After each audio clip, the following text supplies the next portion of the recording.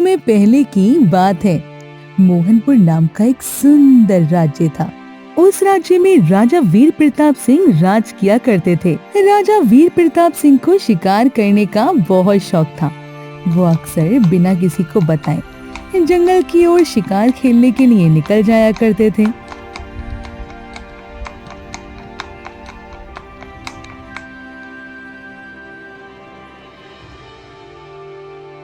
बहुत दिन हो गए मैं शिकार खेलने नहीं जा पाया।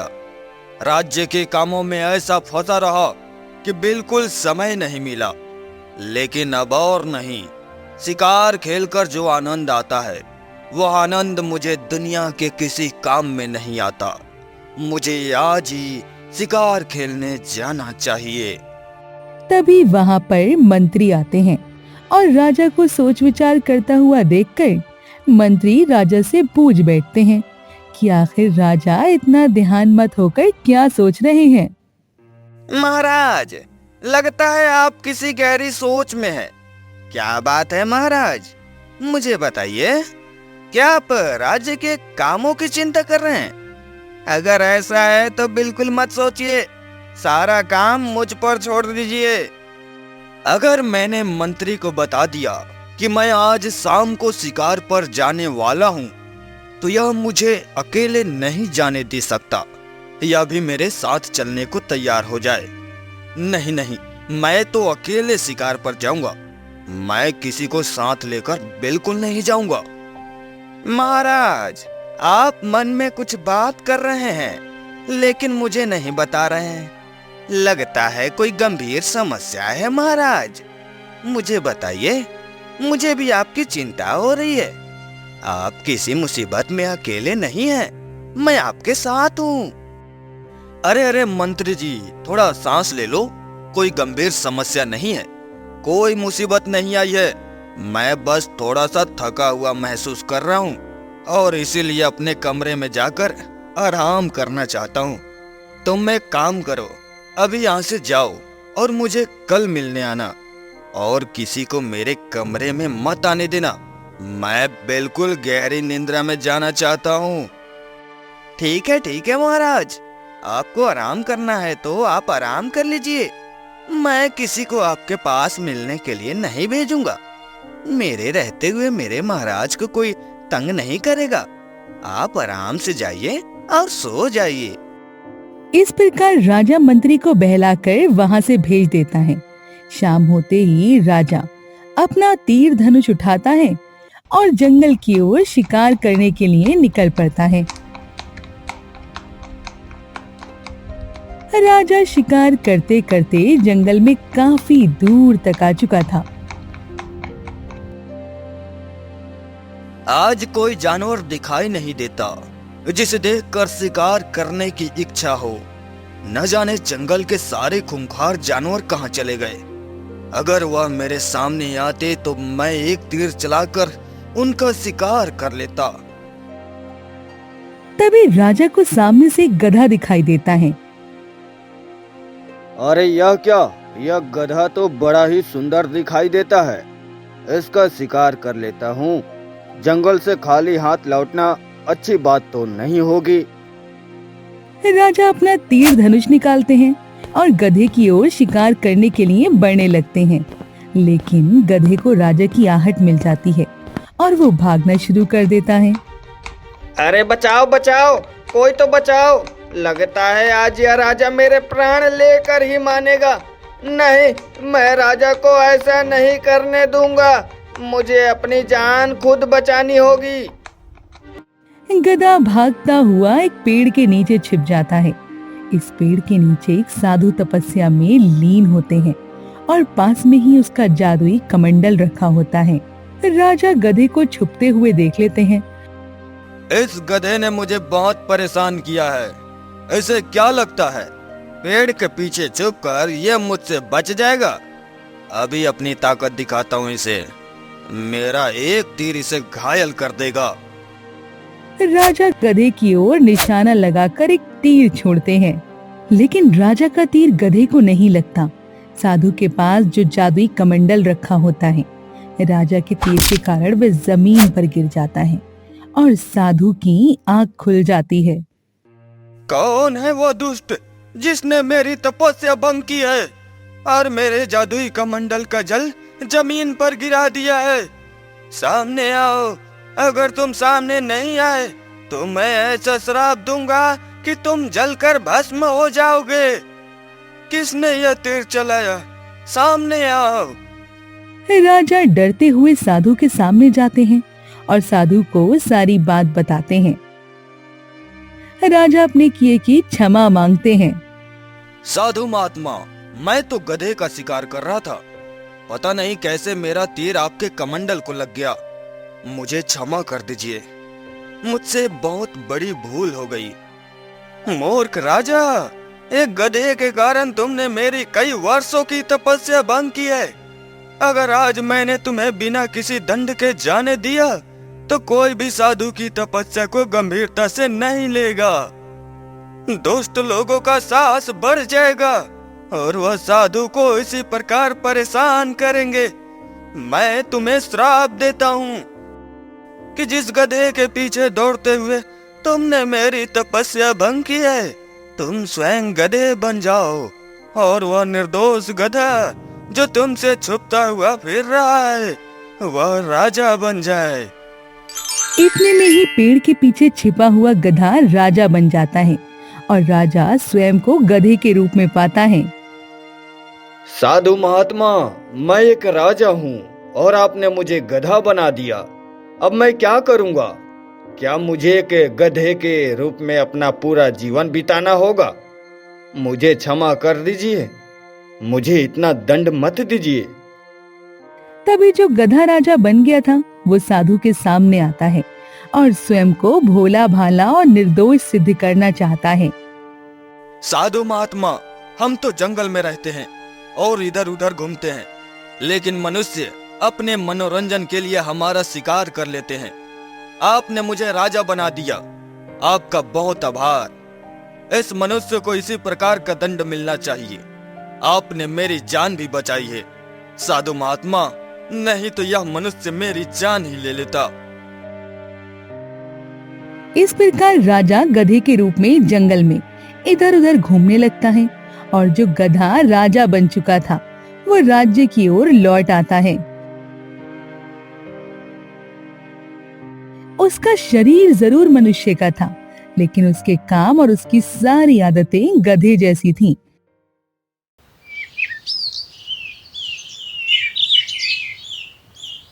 एक दिन राजा जमीन पर बैठकर आराम कर रहा था। तभी उसका मंत्री वहां पर आता है और कहता है, अरे महाराज, इतने मुलायम बिस्तर को छोड़कर आप जमीन पर क्यों लेटे हुए हैं? आपकी तबीयत तो ठीक है ना महाराज? मैं वैद्य को बुला कर लाता हूँ। आज हमें राज दरबार में जाकर महत्वपूर्ण फैसले लेने हैं महाराज। अरे रे रे रे, मैं तो भूल ही गया था कि मैं अब राजा हूँ। मुझे महत्वपूर्ण फैसले भी लेने होंगे।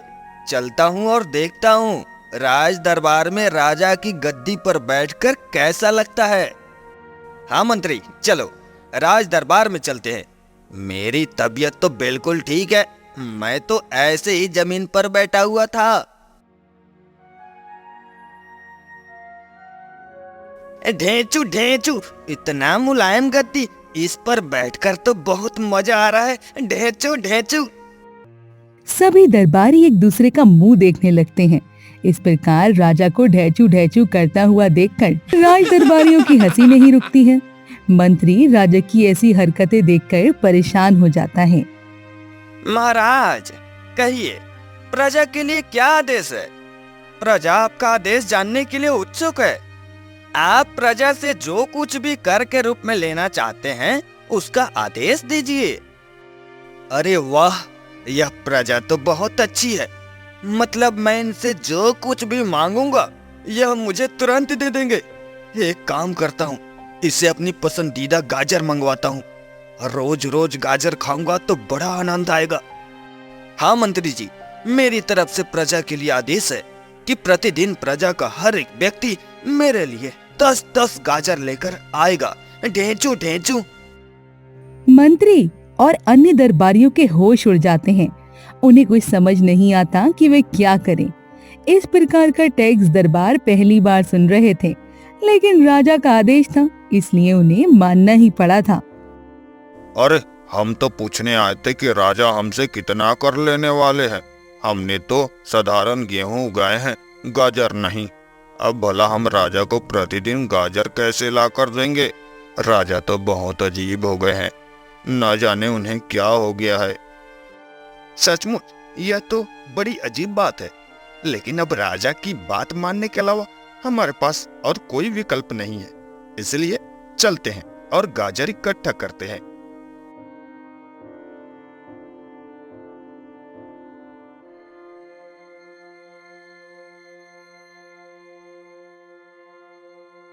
अगले दिन दरबार में लोग गाजर लेकर आना शुरू हो गए। राज दरबार में गाजर का ढेर लग गया। मंत्री को कुछ समझ नहीं आ रहा था कि वे क्या करे, लेकिन राजा गाजर को देखकर बहुत खुश हो रहा था। मंत्री रानी के पास पहुंचता है।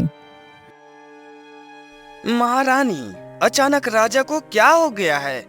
वह हर बात में गधे जैसा व्यवहार क्यों करते हैं? हर बात के बाद डेचू डेचू करने लगते हैं और तो और दरबारियों से गाजर मंगवाते हैं। अचानक राजा में इतना परिवर्तन कैसे? क्या आपको अजीब नहीं लगता? अजीब तो है मंत्री जी, पिछले कुछ दिनों से राजा का व्यवहार बिल्कुल बदल चुका है। वो ना तो ठीक से बात करते हैं और ना ही राजकाज के कामों में कोई रुचि दिखाते हैं। मुझे लगता है हमें महाराज से बात करनी चाहिए और पता लगाना चाहिए कि आखिर उनके इस बदले व्यवहार के पीछे क्या रहस्य है। एक बार महाराज हमें सच्चाई बता देंगे तो सब कुछ ठीक हो जाएगा।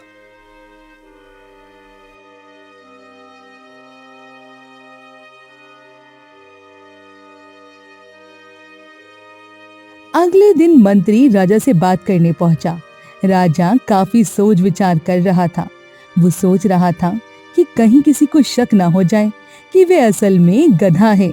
इस कारण उसे कुछ तो करना पड़ेगा ताकि सब उसे शक्तिशाली समझे। मंत्री को अपने पास आता हुआ देखकर राजा के मन में विचार आया। इस मंत्री से पूछता हूँ, आसपास का सबसे शक्तिशाली राजा कौन है और उससे युद्ध करके ही मैं स्वयं को शक्तिशाली सिद्ध कर पाऊंगा। मंत्री, मैं तुम्हें याद कर रहा था। तुम मुझे बताओ, क्या हमारा पड़ोसी राज्य हमसे ज्यादा शक्तिशाली है? जी महाराज, हमारे पड़ोस में बहुत शक्तिशाली राजा रहते हैं। उनका नाम राजा सुदर्शन है और वह विजयपुर के महान राजा हैं और वह तो आपके पुराने मित्र भी हैं। क्या आपको उनसे मिलने की इच्छा हो रही है महाराज? अगर ऐसा है तो मैं अभी व्यवस्था कर देता हूँ। आपकी और उनकी मुलाकात करवा देता हूँ। ठीक है, मैं तुम्हें आदेश देता हूँ। अभी सेना तैयार करो, हमारे राज्य के वीर योद्धाओं की एक टुकड़ी तैयार करो और राजा सुदर्शन के राज्य पर हमला कर दो। इस युद्ध के बाद मैं एक शक्तिशाली राजा बन जाऊंगा और विजयपुर मेरे राज्य का हिस्सा होगा। यह आप कैसी बातें कर रहे हैं महाराज? राजा सुदर्शन तो आपके प्रिय मित्र हैं। वह तो हमेशा हमारी सहायता करते हुए आए हैं। अचानक से किसी राजा पर हमला कर देना मुसीबत को दावत देना है। महाराज, ऐसा मत कीजिए, अपना निर्णय बदल लीजिए। जो आदेश मैंने दे दिया है तुम्हें वही करना है। मंत्री, तुम राजा बनने का प्रयास मत करो, जाओ युद्ध लड़ो। कल तक विजयपुर हमारे राज्य का हिस्सा होना चाहिए। अगर ऐसा नहीं हुआ तो उसका दंड तुम्हें मिलेगा। मंत्री के पास कोई और चारा तो था नहीं। उसने राजा की बात मान ली और दौलतपुर राज्य पर आक्रमण कर दिया। लेकिन उसे शक्तिशाली राज्य से युद्ध करते समय मोहनपुर को बहुत नुकसान हुआ। राज्य का सारा धन युद्ध में लग जाता है और इस कारण प्रजा भूखी और बीमार रहने लगी।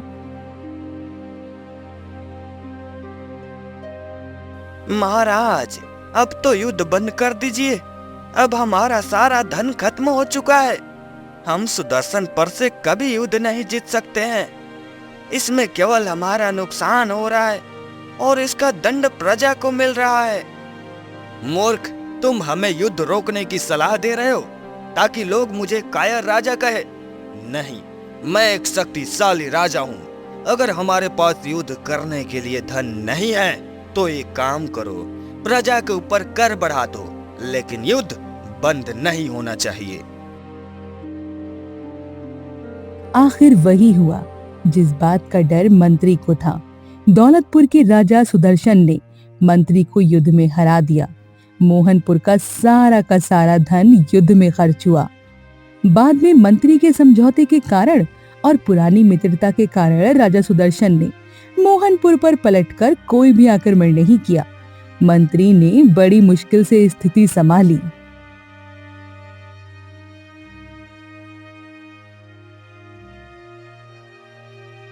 राजा का व्यवहार बिल्कुल बदल चुका है। पहले राजा युद्ध में आगे आगे होते थे, लेकिन अब राजा राज्य में बैठे हुए युद्ध का आदेश देते हैं। ना तो कोई ठोस निर्णय लेते हैं और ना ही आगे के निर्देश देते हैं। मुझे लगता है अब इस परिस्थिति में केवल महारानी मेरी सहायता कर सकती है। रानी भी राजा के इस प्रकार के निर्णय को लेकर बहुत दुखी हो जाती हैं। रानी और मंत्री दोनों विचार करते हैं कि राजा से इस विषय पर बात करनी चाहिए।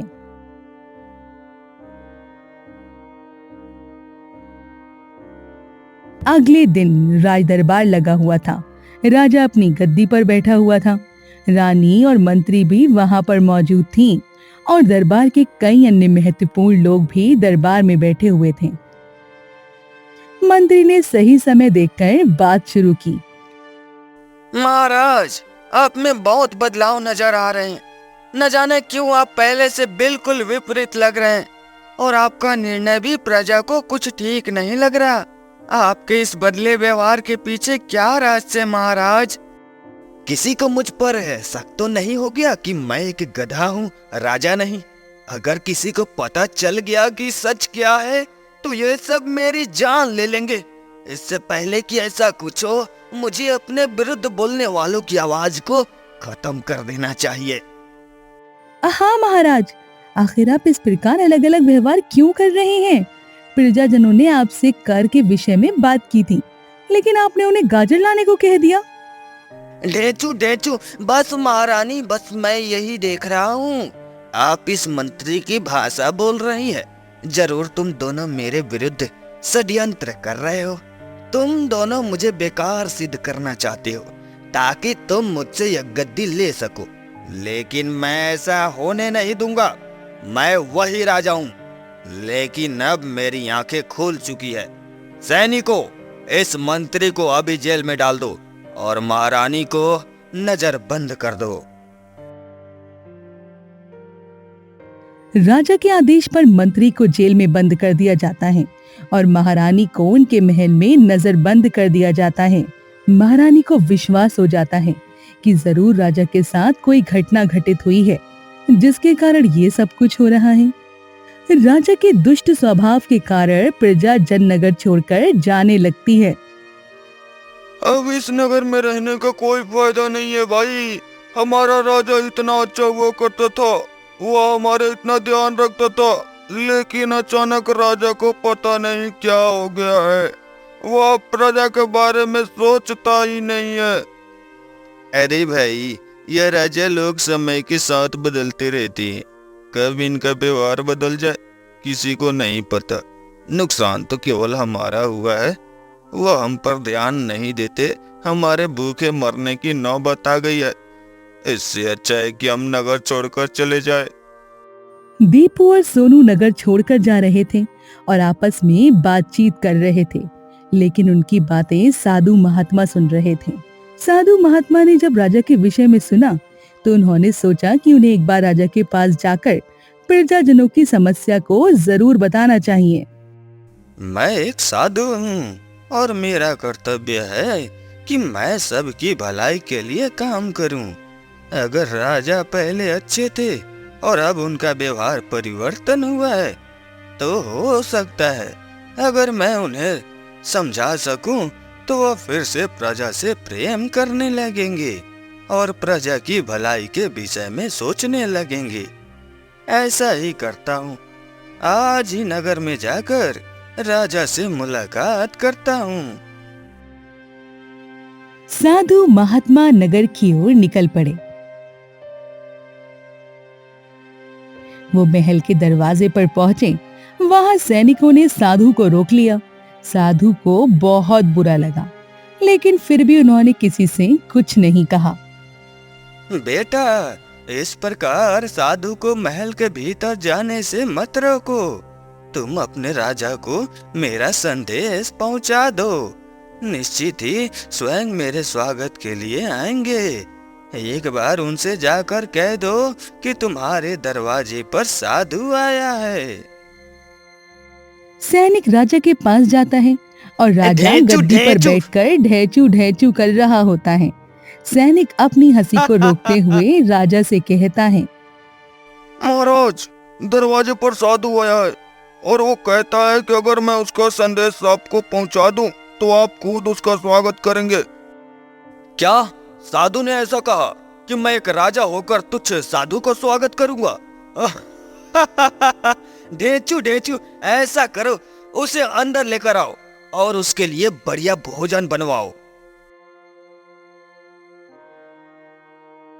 सैनिक साधु को लेकर राजा के पास आता है और राजा स्वयं साधु का स्वागत करता है। आइए साधु महात्मा, आइए। आपने कहा था मैं आपका स्वागत स्वयं करूंगा। ढेंचू ढेंचू, इसलिए मैंने आपके लिए इतना सारा भोजन तैयार करवाया है। सबसे पहले आप भोजन कर लीजिए। साधु राजा का व्यवहार अच्छा लगता है। वो सोचता है कि राजा ने मेरा कितना अच्छा स्वागत किया है। साधु भोजन करने के लिए बैठता है, लेकिन पहला निवाला खाते ही साधु का गुस्सा 7वें आसमान पर चला जाता है। साधु थाली को दूर फेंक देता है और कहता है, अरे दुष्ट राजा, मैं एक साधु हूँ और तुमने मेरे लिए मांस पकवा दिया। मैं तो तुम्हें यहाँ सद्बुद्धि देने आया था, लेकिन तुम तो सचमुच भ्रष्ट बुद्धि हो। मैं यहाँ पर 1 मिनट भी नहीं रुकना चाहता। ढेंचू ढेंचू, अरे साधु महात्मा, तुम स्वयं को क्या समझते हो? मैं एक राजा हूँ और मैं तुम्हारा स्वागत करूंगा? ऐसा तो कभी नहीं हो सकता। तुम्हें मेरा स्वागत करना चाहिए और मेरी सेवा करनी चाहिए, क्योंकि मैं एक राजा हूँ। ढेंचू ढेंचू। तभी साधु को याद आता है कि ये तो वही गधा है जिसे उन्होंने राजा बना दिया था। साधु को अपने किए पर पछतावा होता है। मैं काफी समय से सोच रहा था, इसका चेहरा मुझे जाना पहचाना क्यों लग रहा है। यह तो वही राजा है जिसने मेरा कमंडल गिरा दिया था, और उसी दिन मैंने एक गधे को राजा बना दिया था, जबकि राजा तो गधा बनकर घूम रहा होगा। मुझसे इतनी भारी भूल हो गई कि मैंने एक अयोग्य व्यक्ति को राजा बना दिया और इसका दंड प्रजा को मिल रहा है। देखो साधु महात्मा, मुझे तुम्हारी सुदबुद्धि नहीं चाहिए। तुम यहाँ से चले जाओ। मेरे पास बहुत धन और शक्ति है, इसलिए अब मेरा कोई कुछ नहीं बिगाड़ सकता। मूर्ख राजा, तुम भले अपना बीता हुआ कल भुला सकते हो, लेकिन मैं नहीं भूल सकता। तुम्हें कुछ याद नहीं है कि तुम एक गधे थे और मैं ही तुम्हें राजा बनाया था। अगर मैं तुम्हें राजा बना सकता हूँ तो तुम्हें तुम्हारा पुराना जीवन देने में मुझे एक क्षण नहीं लगेगा। राजा को याद आ जाता है कि ये तो वही साधु है जिसने उसे गधे से राजा बना दिया था। राजा को अपनी भूल का एहसास हो जाता है। क्षमा कर दो साधु महात्मा जी, मुझसे बहुत बड़ी भूल हो गई। मैं अपना अतीत भूल गया था। मैं एक गधा हूँ। इतना घमंड आ गया था कि मैंने आपका भी अपमान कर दिया। मुझे क्षमा कर दीजिए। मैं तुम्हें क्षमा अवश्य कर दूंगा, लेकिन तुम्हें अपना पुराना रूप वापस देकर। तुम गधे ही अच्छे हो, राजा बना तुम्हें शोभा नहीं देता।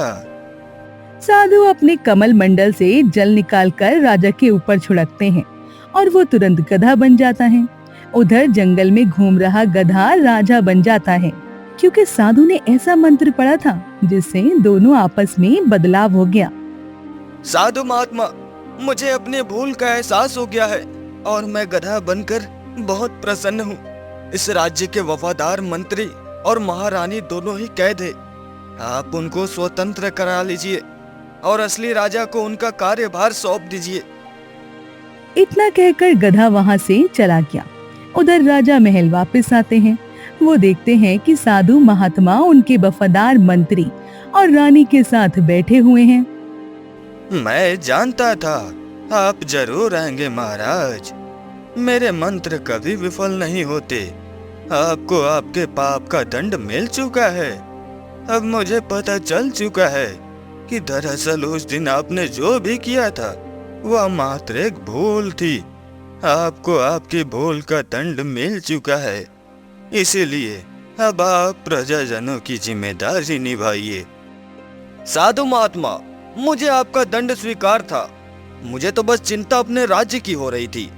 अभी तक जो कुछ भी घटित हुआ इसका दंड तो मुझे मिलना ही था, लेकिन मुझे खुशी है कि आपने स्वयं अपना श्राप वापस ले लिया।